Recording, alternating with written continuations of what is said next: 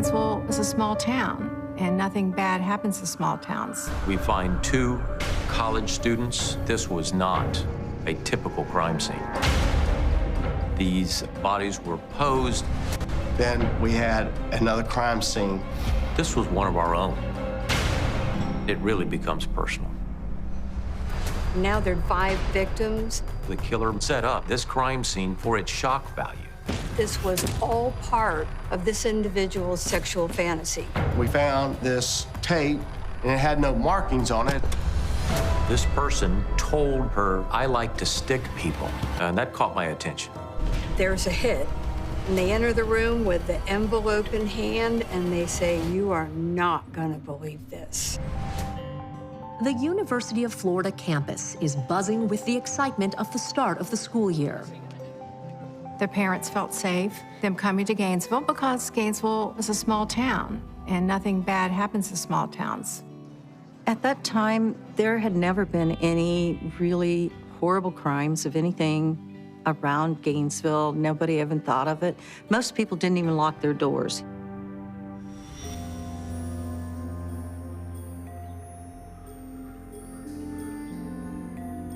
Sonia Larson and Christina Powell recently moved in together at the University of Florida. They met in the dorms over the summer. Sonia is studying engineering. Christina is interested in architecture.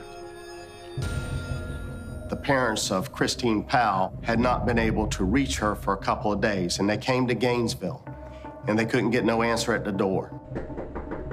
So they called the Gainesville Police Department. They had to break in a door which entered straight into Sonia Larson's bedroom. They discovered a rather gruesome scene. They find Sonia on the bed, stabbed to death.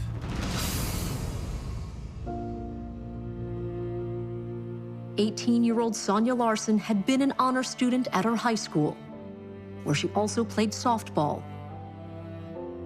She taught Sunday school and sang in her church's choir.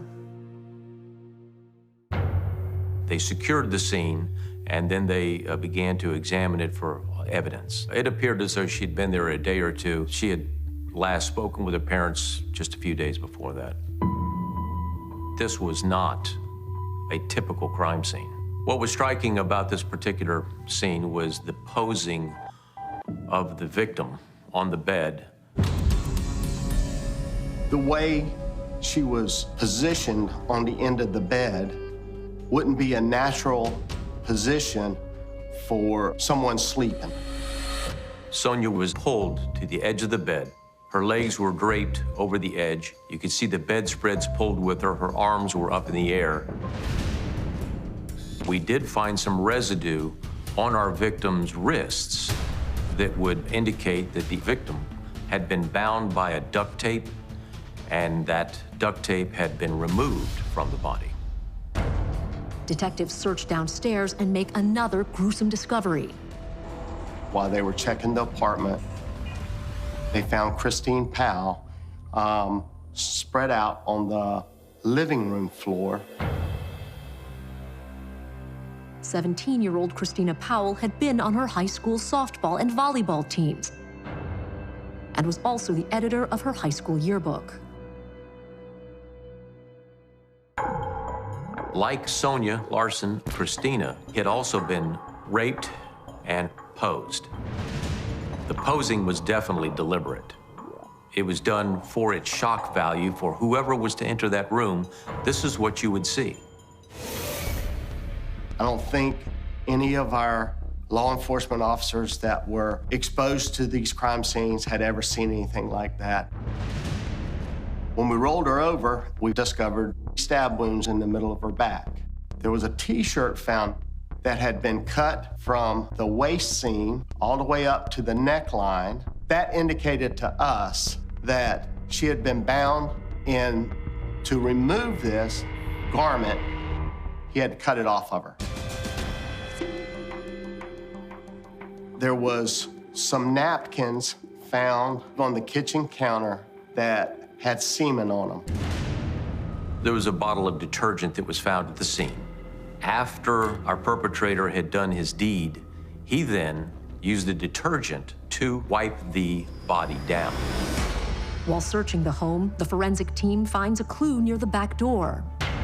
The killer used what appeared to be a screwdriver to pry open the door leading into the kitchen area. There was impressions in the door frame itself. It left several marks. We had a good piece of evidence there. It's like a fingerprint if you find a screwdriver. It's like finding the gun that matches the bullet. We just need to find a screwdriver.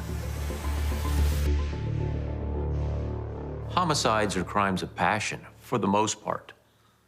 But this was just something evil. We felt as though we were looking at someone that was just a monster. Who could have done this and why? What's the motive? You're going to canvass the neighborhood. You're going to look at anybody that may have reason to commit this heinous crime. That's where we're going to start. We were hoping that this was just going to be an isolated incident and we would be able to solve this pretty quickly. There's nothing more awful than to receive that kind of call where they say 2 of your students have been murdered. It's a call that carries a punch.